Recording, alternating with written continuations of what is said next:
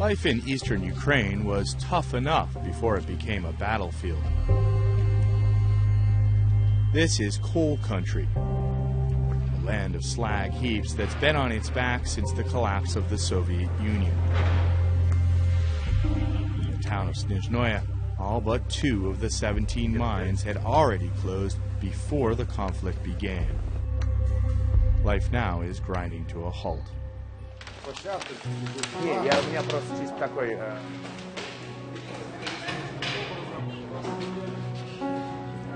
We're at the Udarnik coal mine, one of the town's last engines of economic activity, and we're heading 600 meters beneath the surface. He's been doing this for 20 years, going down in this elevator.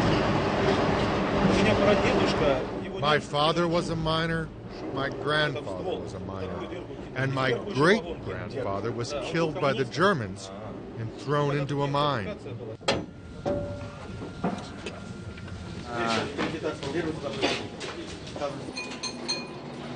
The miners on today's shift are following in the tracks of at least 3 generations before them. This is absolutely crazy and not a place to go if you're claustrophobic.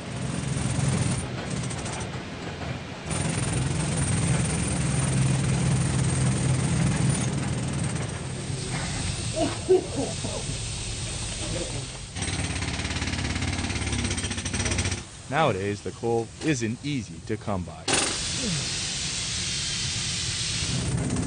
The miners have to travel further for less. Check this out. Where we are right now is this mountain of coal.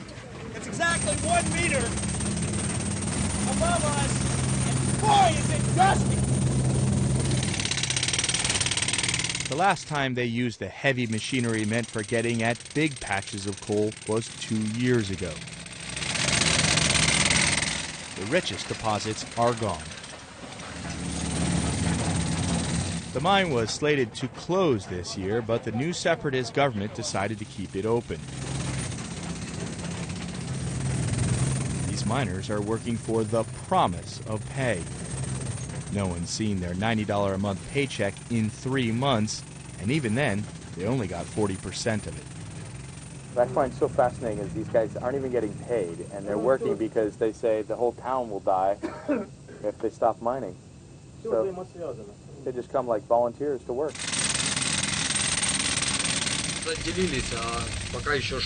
I guess we broke away from Ukraine, but it seems nobody needs us. We're alone, just surviving. Joining Russia might be better, but it depends. Who knows? The grass is always greener. And who knows if they want us? If they said with any kind of conviction, well, we'll take you under a roof and provide you for this, this and that, and we'll provide work and a steady salary, well, then why not? Anyone would agree to that.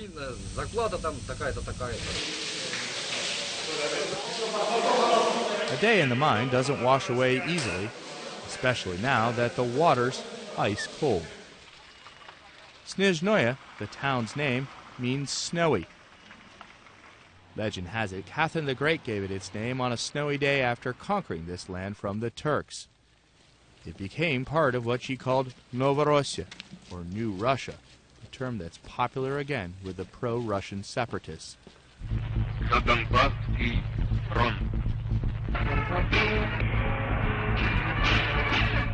So productive and fabled were Udarnik's miners, they were the focus of the world's first ever documentary with sound and earned the right to light a star on top of the mine. They last lit the star a couple years ago. Nothing to brag about today. The mines still get media attention, but for all the wrong reasons. While we were at the Udarnik mine, a methane explosion ripped through another mine just down the road.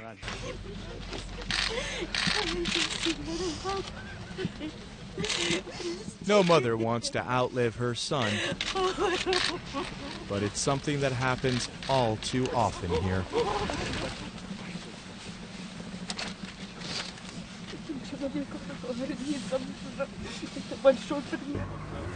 The scariest part of all of this is this is just one of 33 miners who are going to be buried here. It's a well-rehearsed ritual in this part of the world. Ukraine's mines are among the most dangerous in the world.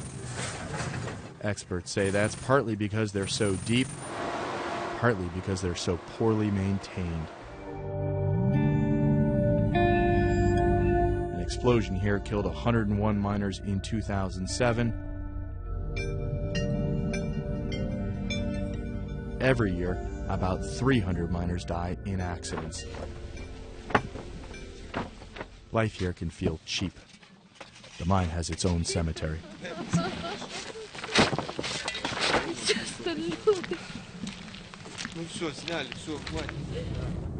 We're on our way to meet a miner's widow.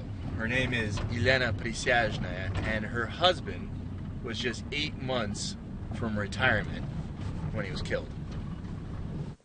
I met Yelena and her son in the dormitory where they now live.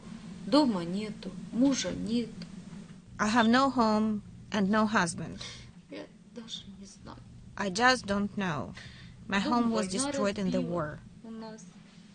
It was completely destroyed. It's just me and my son. My husband is gone.